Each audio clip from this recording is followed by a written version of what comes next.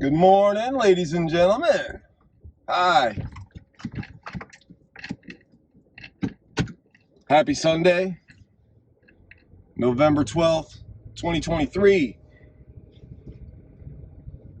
And here's our first live update of the new campaign. It is Sunday,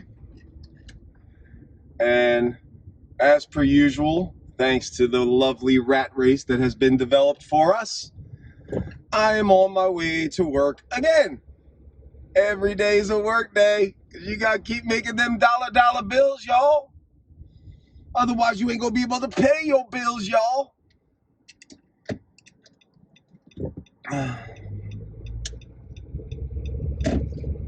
Why is the rat race accelerating exponentially?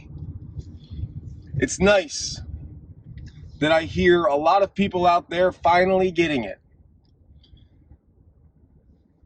A lot of people back in the day warned us. I warned everybody that I know that this was coming, and that this collapse is going to be worse than the last collapse because they didn't do anything to truly correct any of the fundamental flaws with the system that we currently live in after the last recession back in 08, 09. All they did was throw a bunch of money at it. They had quantitative easing and TARP and bailouts, all for corporations. None of those bailouts were for us. They were all for the corporations to keep banks that have kleptocratic business models in business, and at the same time breaking the back of all the regular citizens out there, devaluing their currency and ensuring that nobody, or there are those people that game the system, and you hear a lot of those guys online right now, or at least I see a lot of them online talking about leveraging this home against that home and buy this and short sell that and blah, blah, blah. And we're going to work this and we're going to work that. And these guys were like, these are geniuses. These are the guys we should all be following their pattern because they're doing wonders.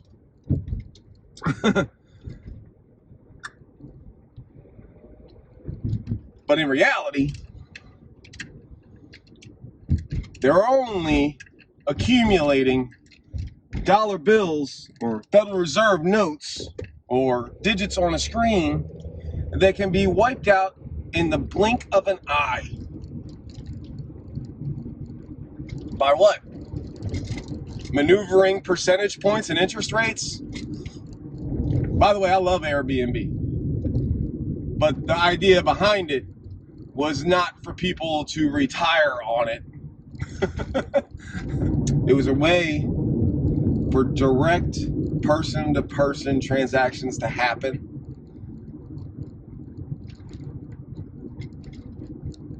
Maybe put an extra couple bucks in your pocket. But it's become a full-on industry now.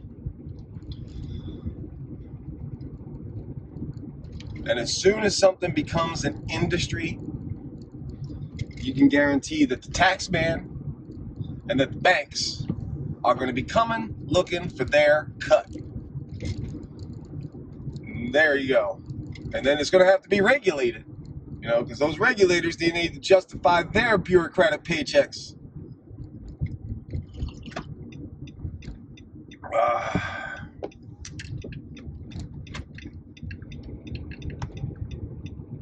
Which takes me down the middleman rabbit hole. How do we allow ourselves to get absolutely middlemanned to death? You hear a lot of people talking about, oh, it's the bureaucracy, it's the bureaucracy, it's bureaucracy. Well, the bureaucracy cannot exist if we don't allow government overreach to happen. I have a philosophical question for everybody in the audience, and this is very, very, very important for all of you to really think about before you answer it. If you had No more monthly bills. If your house was paid for in full and you possessed the deed to your home, if your car was now your car and you no longer owed any more payments to the bank, if your electricity was going to stay on no matter what, and nobody was turning it off because you didn't pay the bill, if your water was going to continue to be clean and running through your faucets and through your showers and water in your gardens, and it was going to keep flowing into your house and it wasn't going to go anywhere, and no, you didn't have to pay anybody a bill for that water, would you? All of those things are paid for. You have no more monthly bills. Food in the store, it's about your only monthly bill.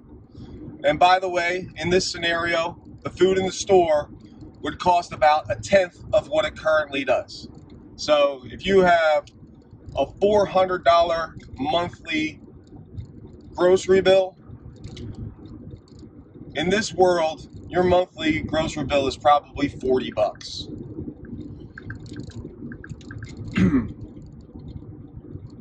So now we have that scenario. No more monthly bills, $40 a month worth of groceries. Would you, this is a big one, are you listening? Would you go to your job tomorrow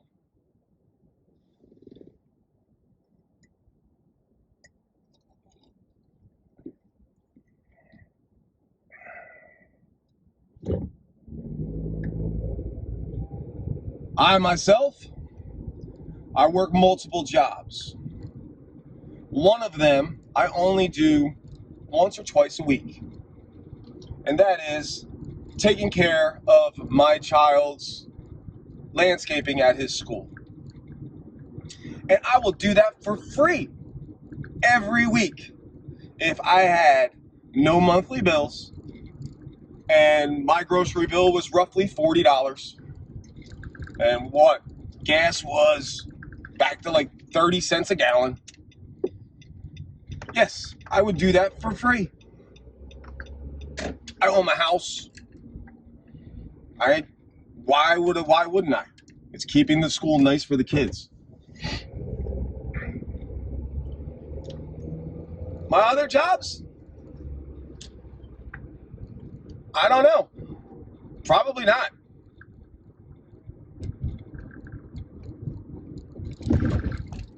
I've been bartending since I was 18 years old. And bartending is like putting on my shoes in the morning. I love bartending. I love the people. I love my customers. But if I don't need the money, I would probably, instead of going to the bar, I would probably make a really nice bar at my own house and invite my friends over instead. And some of my customers are my friends, so I would be inviting them over too. And you know what the great thing is? We could have conversations that weren't about the rat race. They weren't about how hard it is out here, about how shit's getting worse and worse every day financially, and we know it, and we try to avoid it, and we try to make excuses for it. But something needs to be done, because I don't know about you. I have a lot of friends, though, that have kids that are growing up. I have kids ranging from 18 to 7. I don't want to be shoving any of them into the system that I have grinded myself through for the last 35 years. You know? I remember when I was younger and I thought that it was worth it, but I learned valuable lessons, learned huge lessons throughout the process. The collapse of '08 is a huge one that really opened my... I always knew that the game was rigged, and I always knew that the people at the top were manipulating the entire economy. I've known that, but I didn't know exactly how and by which means. Now, over time and paying attention, I have learned all the reasons and hows and whys. And I recognize that anything that any actual true wealth that you've actually accumulated in this fraudulent system is yours. Nobody has any right to the wealth that you have accumulated in this fraudulent system, because you had to scrape and claw and outthink and outmaneuver and wiggle through this maze of bullshit in order to get what you currently have, and nobody should ever be able to take that away from you. So that is the first point to the true Great Reset. Klaus Schwab's version of the Great Reset, in the end, he says, you will have nothing and you will be happy. The true People's Reset, if we decide to take this path, ensures that you will completely own everything that you possess, and you will be ecstatic. You will know a happiness in your life that humanity has not known in history. Perhaps during the golden ages, the Renaissance, stuff like that, people were at those peaks of happiness. But I have a feeling it was the people at the top of the pyramid that were the happiest. And that the salt of the earth, the people that had to go out and grow their own food and stuff like that, they were just going through the motions. They weren't writing the history books. Which brings me to the point that I'm making. Populist movements always get vilified. And a lot of the time, the way they vilify it is that they call it a communist movement. Why?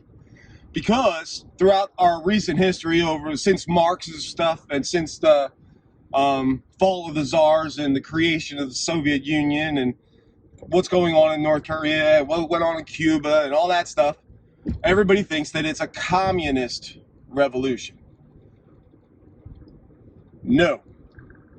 This is an individualist revolution.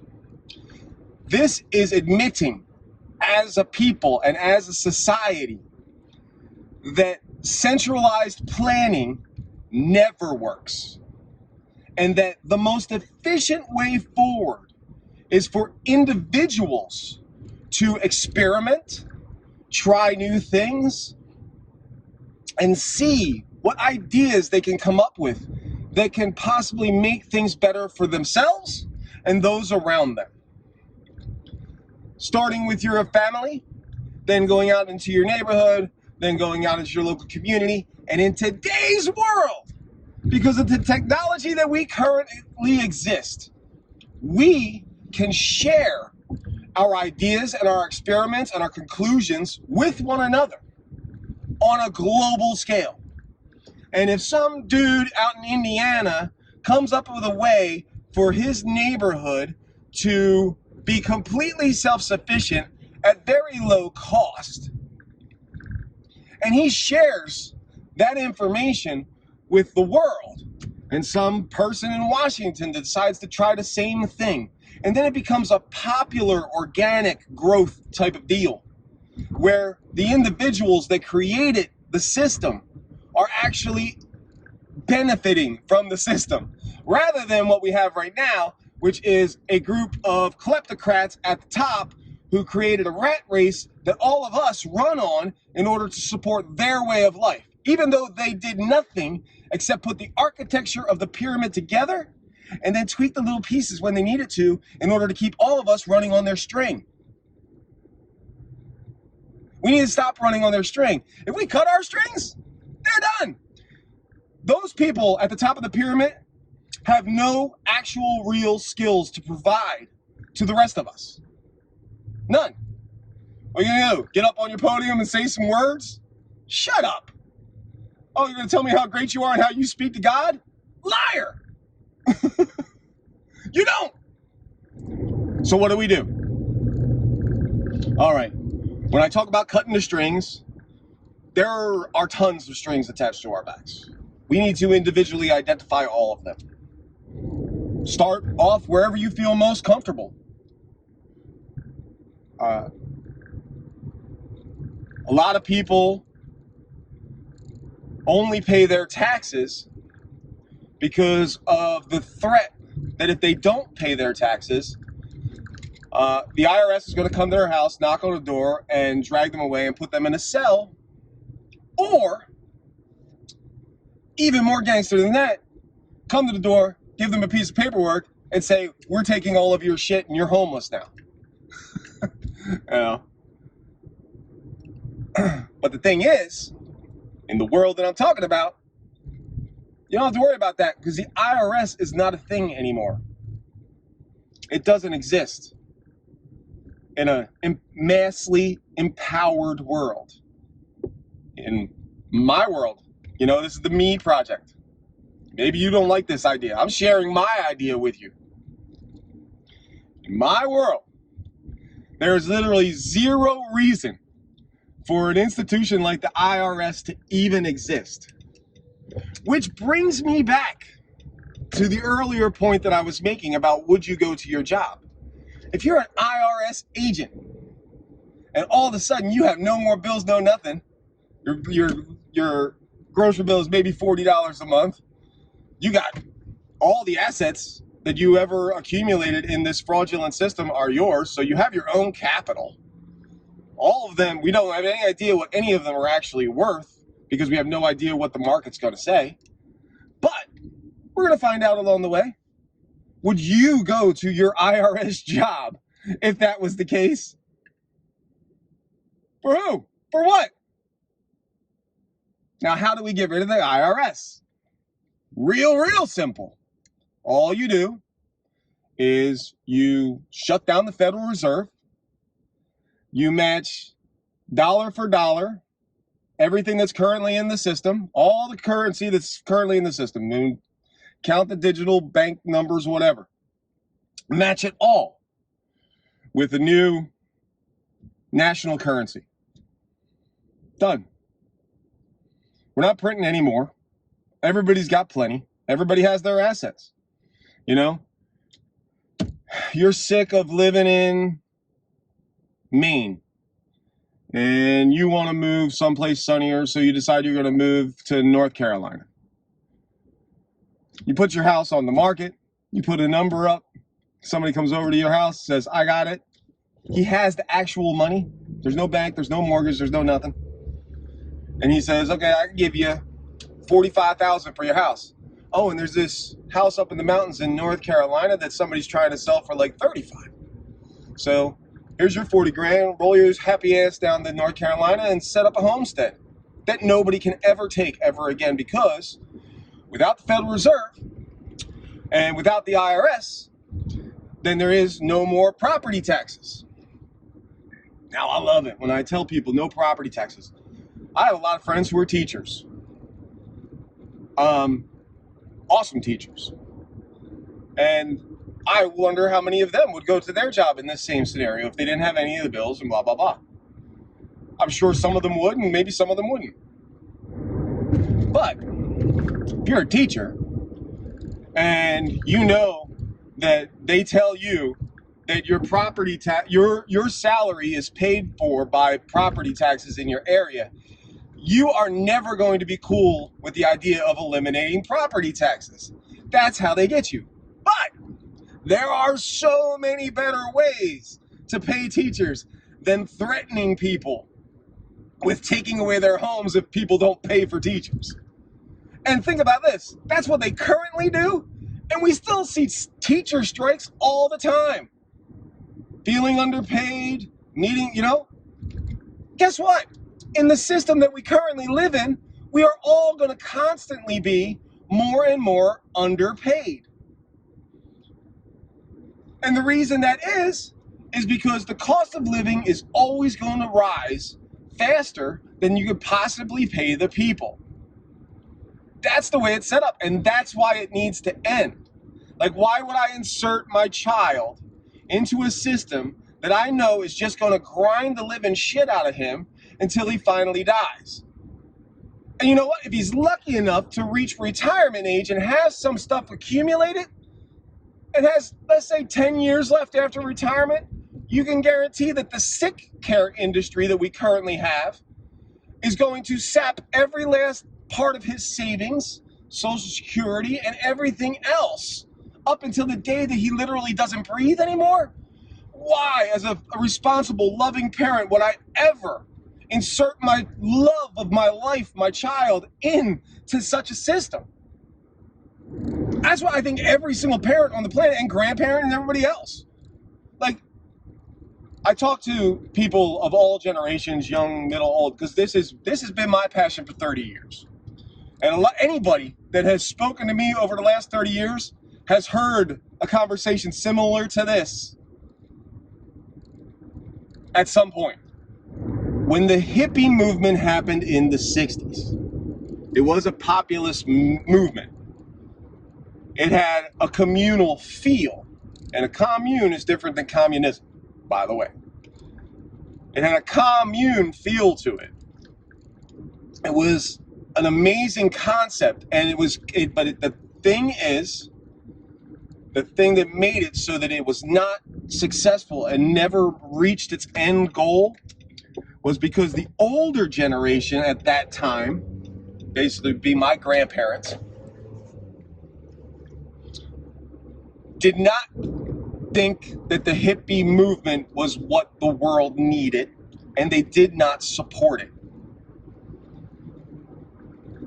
When I talk to people now from all generations, and I talk about what's going on, and we break it down to one common ground, which is, we know that this system is corrupt to its core. It does not serve the people at all, and something has to be done to stop it.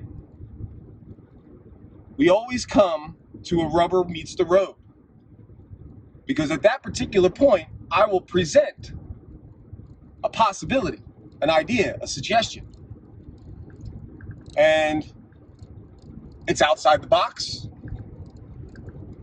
and it's something that you really can't argue that if it was done, it would work. Would not work, I mean, because it definitely would work. They come to this conclusion, but it will never happen because you'd never get everybody else on board. I have heard that phrase uttered so many times in the last 35 years of my life that when I say it out loud right now, it creates a visceral reaction inside of my stomach that makes me a little ill. The other one is, well, with the older generation, you know, I'm just old and I just want to get through this life and hopefully I'll die before all this happens. Now that one hits a little even different in a real deep kind of way, because it's like, well, most of the time in these conversations, I'm talking to a family member or something like that, and they're like, yeah, you know, that ain't my fight. You know, I did my shit. I'm good. And I'm sitting over there like, I'm still right here, and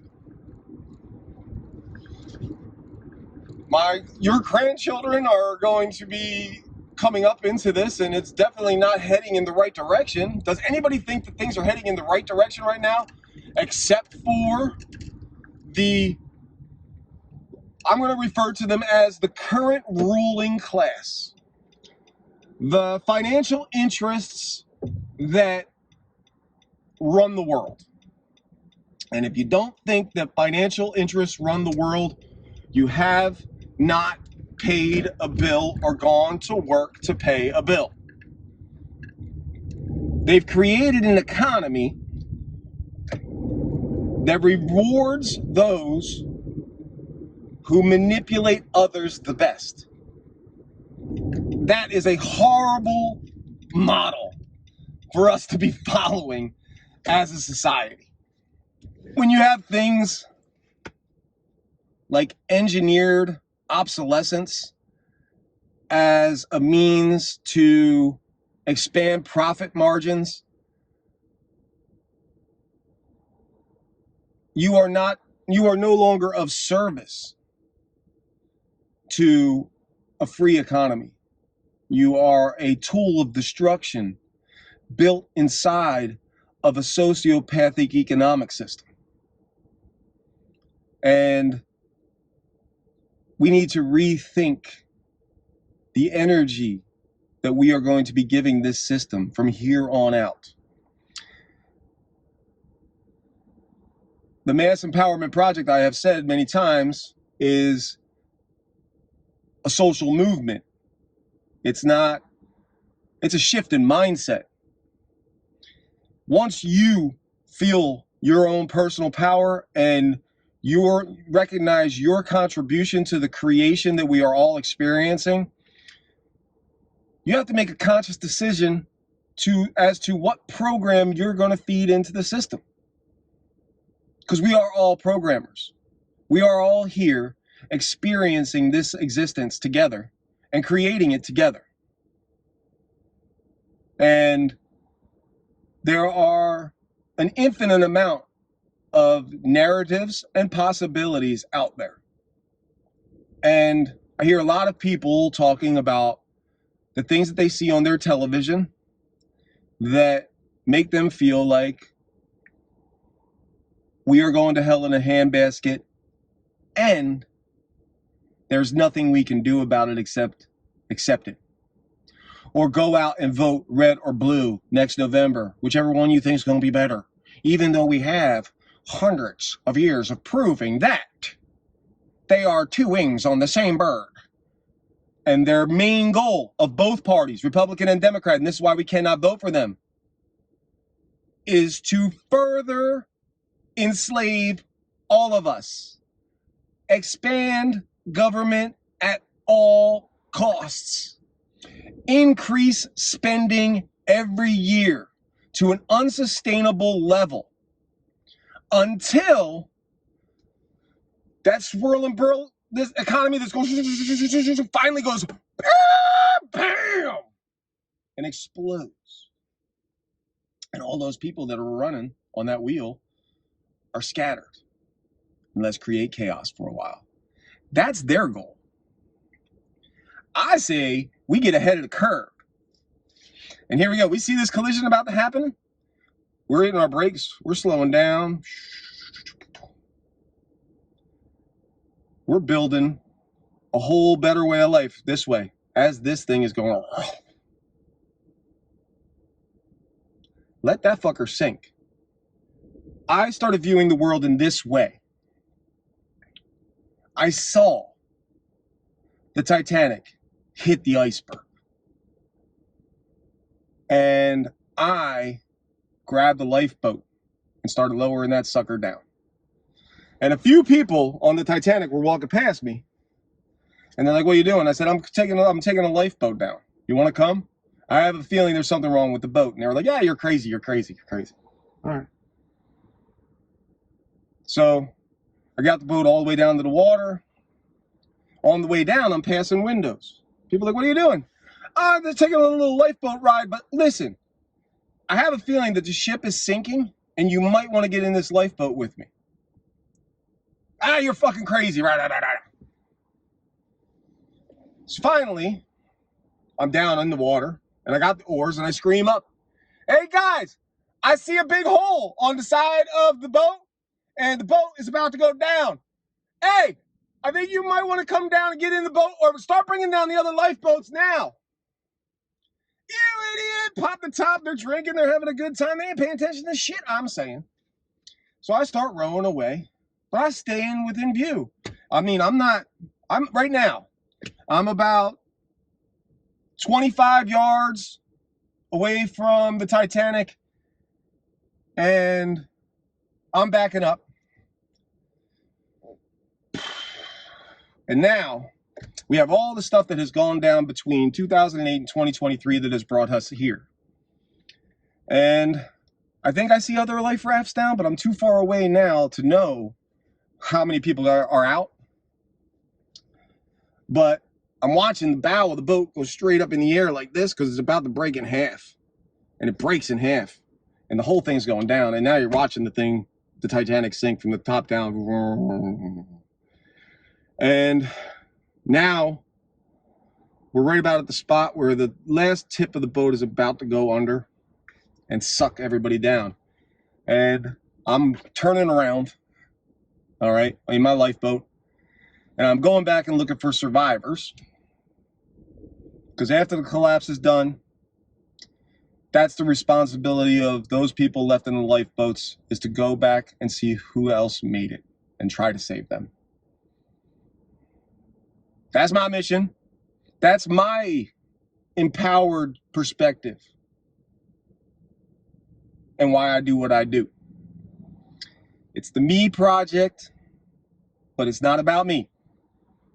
It's about me and you making it about you. So then it's me, and me, and me. I